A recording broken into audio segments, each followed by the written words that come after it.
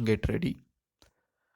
Friends, I am happy to be here with all of you to associate myself with the Silver Jubilee celebrations of the Engineering Export Promotion Council. During the 25 years of the existence, it has done useful work. It is evident from the growth of engineering exports from a modest figure of 500 crores of rupees to the present impressive figure of 900 crores. The council deserves to be congratulated on its excellent performance. During the last 3 decades, the country has made good progress in the development of agriculture and industry and in building up the infrastructure for a wide range of services.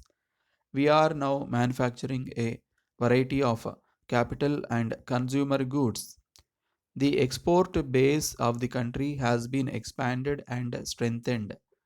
The engineering sector in India has contributed to it in a great measure. It is appropriate that on this occasion we should consider that we have already done to promote export of finished goods and what remains to be done. The rate of growth of imports, which has become very essential for the country's development, is much more than the rate of growth of exports. It is therefore imperative that we should increase our exports to a great extent. Everyone knows very well that exports play a vital role in our total economy. So, the government have attached the highest importance to it. India's export registered a high growth rate in the middle of the 70s in spite of many difficulties that came in the way. That provided us confidence in our capacity to face our future problems. Over the last 30 years, India has gained in stature as an industrial nation. Our technical and scientific manpower is among one of the largest in the world.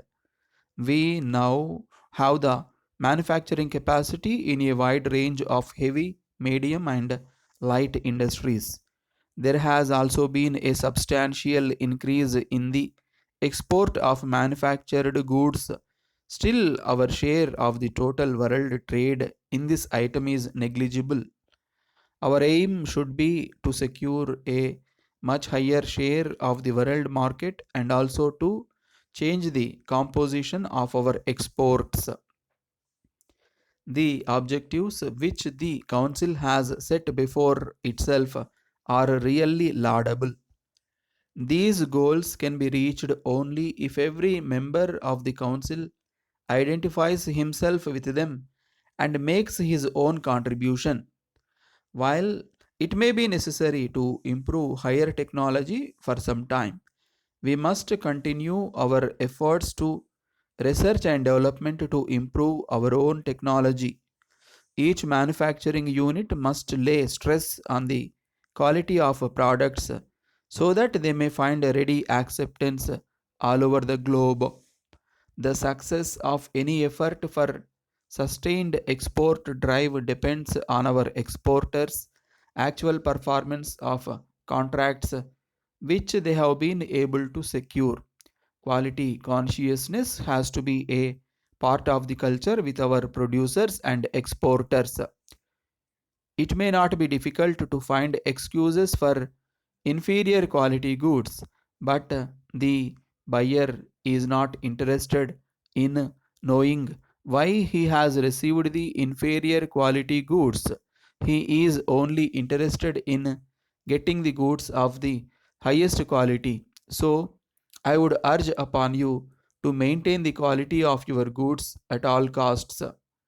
A satisfied customer is the best publicity that an exporter and his country can have.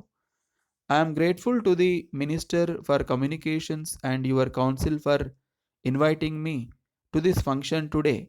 You will have to play a very important role in the industrial growth of this country. I am quite sure will continue to maintain it in future. Thank you. Letter from Lakshmi Enterprises, Madurai, to the General Manager, Messrs. Karuppaya and Sons, Sattur. Dear Sir, we acknowledge receipt of your letter of the 6th March 1995. We are very much pained to note that our salesman has not behaved as he should with your representative when he came to our firm to make certain enquiries. In the first instance, we express our sincere regrets to you.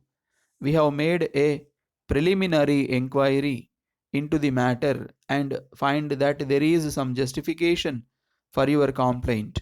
We have therefore placed the salesman under suspension. We also propose to take suitable disciplinary action against him after a detailed inquiry into the matter. As per our service rules, if the charge is proved beyond doubt, he is even liable for dismissal from service. We take this opportunity to assure you that such incidents will not recur in future. We have warned out other members of the staff that they are expected to extend the maximum courtesy to our customers and that any lapse on their part will be seriously viewed. We know that the success of our business depends to a great extent on the satisfaction of our customers. Under the circumstances, we request you to treat the matter as closed. We hope and trust that you will continue to patronize us in future. We assure you of our continued cordial, prompt, and dependable service at all times. Yours faithfully,